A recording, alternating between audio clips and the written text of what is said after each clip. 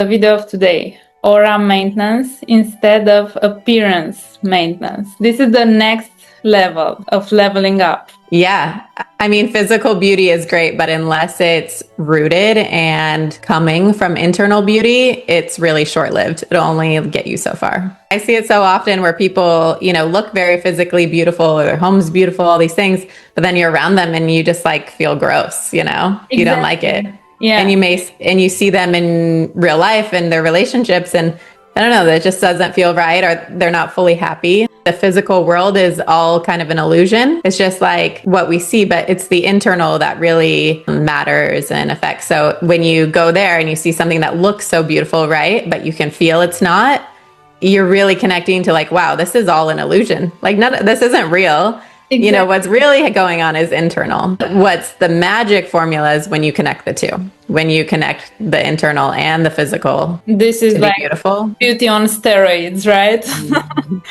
You hit another level. My most favorite people are the ones who, just naturally glow. They're charismatic, but it's down the road. You realize they're successful, or they have a really impressive X, Y, and Z, or they're funny. But at first, they're quiet. At first they're modest, and there's just something about them that glows. And then you find that stuff later. Oh, those people are the best. I see girls getting fillers, or someone wearing 10K bracelets, designer dresses, but their energy is something about it. It still feels anxious and lost. I always say you can't buy the energy of a clear soul. You must put in the work. It's like going to the gym. There are no shortcuts. So it's so interesting when you see people who try to achieve beauty to get validation from other people, it always lands off. Even if maybe aesthetically, you're yeah, they're beautiful. It makes sense. You don't feel it, because true beauty actually comes from authenticity. We each have the soul inside of us, like you mentioned, and it's unique to us. Not one soul is the same. It's very, very unique. It's when we do that spiritual work, the work of revealing the soul that you talked about, going to the gym, overcoming our fears, choosing to love ourselves when it's hard, being brave and courageous in relationships, to be vulnerable. All those things that we work on, that reveals the soul. So the more we can reveal our soul and find out what our authenticity is, what we're here to do in the world, that's when that true beauty really shines. Amazing. It's emotional fitness, what you're talking about, practicing the art of being vulnerable and, just being out there, following your path. And it's hard because we all we come here to learn these lessons, right? To learn to be vulnerable, to learn to be authentic and brave, and to stop looking at other people for validation. But when you do it, how hard is it? Because it's so uncomfortable in the moment. You get all those insecurities come up. It's really going internal and just soothing yourself, loving yourself, and just going forward. And after you do it, it's the same feeling after you have a cold shower. It feels so good after. Yeah. On the moment, it's not.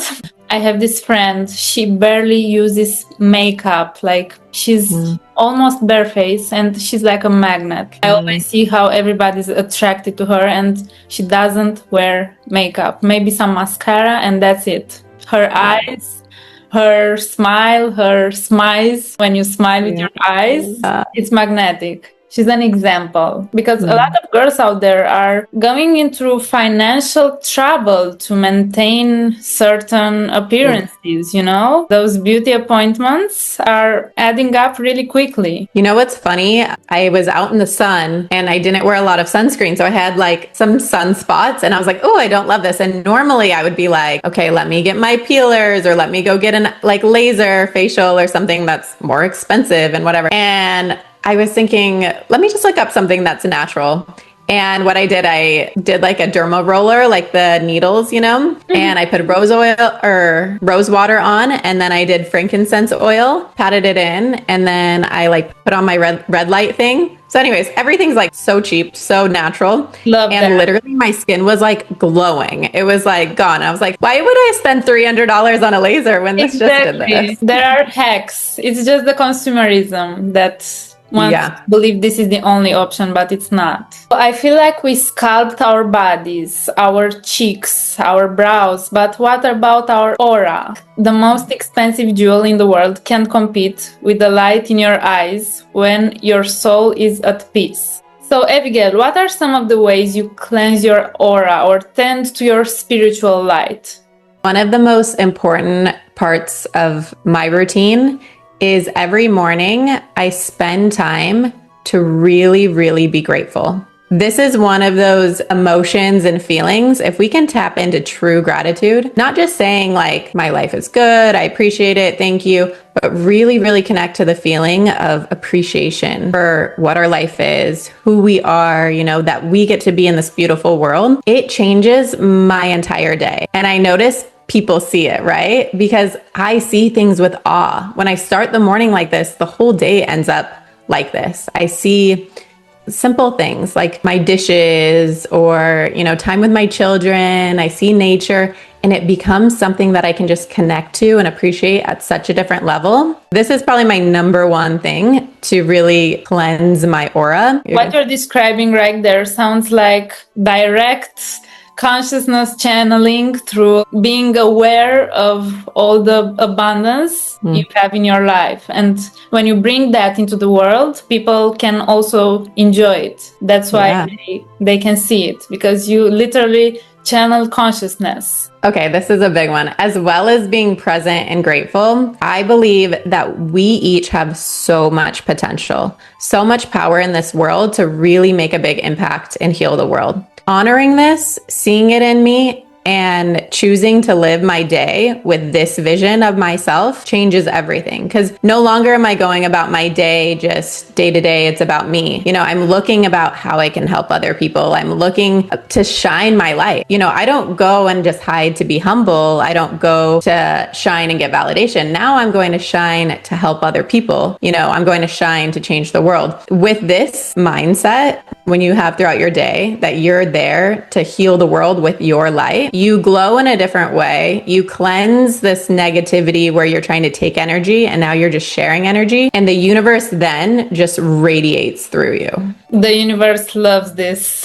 Is the point where the universe wants for us to become one again. And I think that this thing, when you want to help people, it's exactly the language of the universe. I mean, you talked about abundance. I think all of this, we all want abundance in some way. We talk about it in love and, you know, career, money, whatever it is, right? Abundance really is tapping into that reality that we all are meant to be abundant. Not one of us, not an elite amount of us. Like the universe is abundant. It's just these fears and these limiting beliefs and the separation that blocks us from that. But when we can choose to say, no, there's enough for everyone, you know, and I uniquely have my own way of abundance and way to shine. And now you can share. You don't have to be competitive. You don't have to judge other people because there's more than enough to go around. That's why when I have a great business idea, for example, I always share it. I'm not afraid that somebody's gonna steal it from me, because if it's for me, it's gonna stick with me. Like no one else can do it if it's for me. And it's really what's gonna make that business successful is your energy, because people are gonna wanna connect with you because it's you. It's never the business that people really buy into. It's the energy. When you do what you're meant to do, you get superpowers. Oh my gosh, the best feeling. Yeah. When you're in flow, when you're living your purpose, like what your soul literally is meant to do. And it doesn't have to look one way, right? Like if you're meant to, say you're meant to teach women to shine beautifully in a very holistic, spiritual way. However you do it, whether it's one-on-one or in a group, in a class, through your example, just showing up at a party, you know, you're going to feel so alive, because that's, you know, that's when your purpose is being filled, is when you're a clear channel and you're doing what you're here to do. And it feels so good. Exactly. And you feel it when you discovered it. You can feel it with every cell of your body. You can feel you are doing what you're supposed to do. And it's one of the best feelings in the world. It's like, I think it's comparable to falling in love or having a child, to find your true purpose. I don't know about you, but I know a lot of women, they have a hard time in relationships because they're seeking for that feeling in the relationship. When you said that, like it feels like falling in love. love, that is actually the key to it, I think, is finding that feeling of love in life, in your purpose, in your connection with, you know, the divine, the universe. And then those other things come and they match that feeling, you know, the relationships or the partners, the jobs, you know, they come because you're vibrating at that. Exactly. You cannot put so much weight on one single relationship. It's not possible. The fulfilling of your purpose, it's like a whole other thing. When I see like this trend of stay-at-home girlfriend, Pilates girlfriend that stays all day, this is like a prison. This is you not fulfilling your purpose and sugarcoating it that you are living a pretty cute life, but it's not. It's actually downgrading you because you don't help yourself, you don't help others, the world doesn't win, you don't win, nobody wins. Yeah. This is actually a good practical tip. I was talking to a girl about this. She was saying, you know, when I'm single, I'm so focused on my purpose and my work and my passions and growing. But then the second I, you know, get in a relationship, I kind of just lose myself and I become all about the relationship and I forget all that stuff. So I told her, you know, like anything, working out or whatever, you have to commit to it. So I go, why don't you time block the relationship? Why don't you say, I'm going to be focused on me and my purpose. And from these 20 minutes in the morning and then these 4 hours in the evening, you do the relationship. Yeah. But sometimes it takes that conscious effort where you really have to just decide, you know, I know my tendencies. I know I tend to forget my purpose and my spiritual work and my growth and about me, you know, when I get distracted by, say, a new job or an exciting X, Y, and Z, whatever it is, it has to be priority. Your purpose, your glow, connecting to your soul, it has to be priority. Exactly. And the truth is, if anything else comes over it, like becomes more powerful or your focus, it will be pulled away from you eventually. Exactly, because the universe wants you to not be attached to anything too much, because you already have everything you need inside of you. This is like really tapping into the fetishizing, like perfect beauty standards, to the point where a girl thinks that if she looks perfect, if she has all the work done, then she is divine or something like that. This is the point we got to. So I feel like we've mistaken material decoration for divinity. Like we are taught to polish the outside, the skin, the outfit, the aesthetics. But the real glow, that's the soul being at peace. It's nothing else. I can tell you that. In fact, I have a friend, she uses nothing but some mascara, and wherever I go with her, she's the center of attraction. Nobody else. She is, and she's doing minimal work for her appearance. I have friends who have had plastic surgery, and I've seen two things happen. One, they, you know, it's fine, but then they're always chasing more. They're chasing, you know, changing a different part of their body or upgrading their wardrobe, because it's always a chase, because you're chasing physicality, which never ends. Because you think of it like a drug. It gives you energy for a second, but it's not long lasting. What's long lasting energy is, like you said, the soul. It's internal.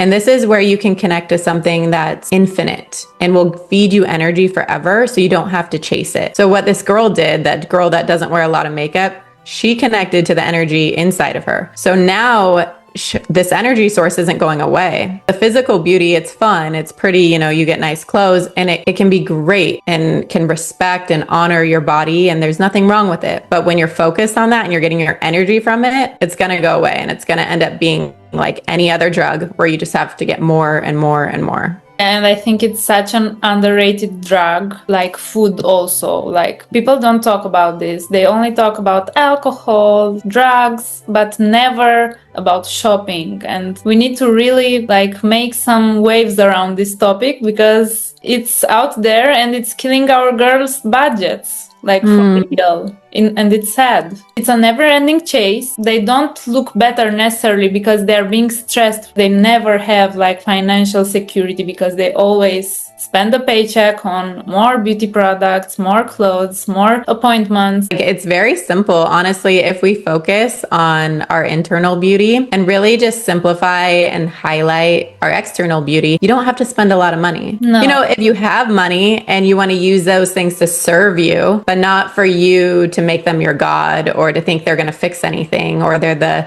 solution. Maybe they're a pleasure in life and they're an asset to you. That's great. But if you don't have a lot of money or you don't want to spend a lot of money, you don't need to, I mean, it doesn't really matter because those are just extra things, right? Some of the most beautiful supermodel, I would say majority of the most beautiful supermodels, when they're in even runways and stuff, they have very little makeup on, right? Yeah, exactly. Their hair is pulled back. It's very like they're allowing their auras to shine. Yeah, like a little bit of makeup. Yeah. And when they do, it's very natural. It's accentuating them because I think they're tapping into that they're honoring, who they are. They're not trying to just cover them up. They're not trying to change nature. My mom always said, like, your natural hair color, nature chose it perfectly to suit your tone. I used to be blonde and a lot of colors, but no, the best one is your own, for sure. And I hope a lot of women will start to see this because the maintenance of a blonde color, okay, it's like adding up a lot.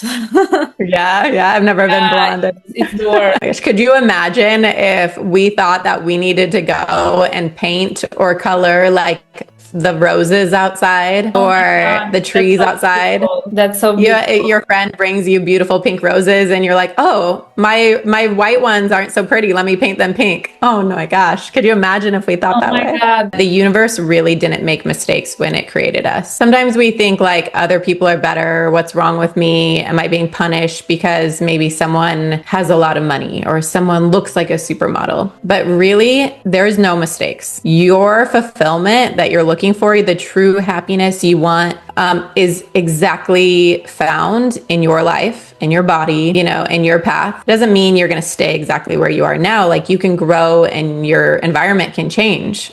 I notice the more I love myself, my face seems to change. And like somehow I'm like, wait, my face is more aesthetically beautiful. I didn't do anything physically, but when you change, your physicality also changes. When I respect myself more, I tend to eat healthier. And then, my body looks a different way. But it all comes from really honoring myself and not trying to be someone else. This is the ultimate beauty hack. I won't stop saying this. Tend to your garden, to your interior garden, and the flowers will bloom. No dollars spent, just good vibes, and you can go on with your life and attract good people, because when you improve yourself, you also attract better kind of people in your life. Okay, so what do you tell someone when they ask you, how can I be magnetic without trying so hard? Well, you don't have to be hyper feminine like all these courses for feminine energy says, or loud. True magnetism doesn't come from force. Like an effortless goddess, she is someone who's done her inner work. Her soul is clean. She's at peace. And because of that, she's open. She's connected to something higher, not just performing in the horizontal material world. There's a vertical current, a divine energy that moves through her. And you can't buy that. You can't find that at stores. No amount of beauty procedures or styling or strategy can replace the radiance that comes when a woman is deeply aligned with her soul. And that's when people feel her, because she's not trying to rise. She's already risen. You cannot beat that. I love that. That's so powerful. I don't want to add. Drop the mic. I love this conversation so much. Spirituality is great, but connecting it to physicality is actually really important. This is a big part of Kabbalah. There's a lot of spiritual practices that are very about all the inner work, but they forget the physical world. But Kabbalah kind of unites them. They say how you're supposed to bring spirituality to the physical world. So, rather than rejecting beauty, you're supposed to bring spirituality to beauty. So this is right on point. This is so beautiful because the eyes are the window of the soul. You know how they say.